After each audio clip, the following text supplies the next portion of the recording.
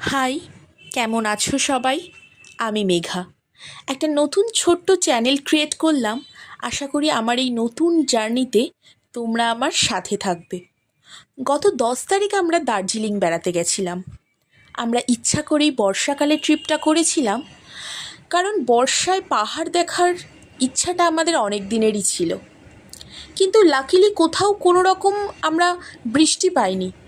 জায়গায় জায়গায় মেঘ আমাদের কিছুক্ষণের জন্য ঢেকে দিচ্ছিল, আবার রোদ উঠছিল।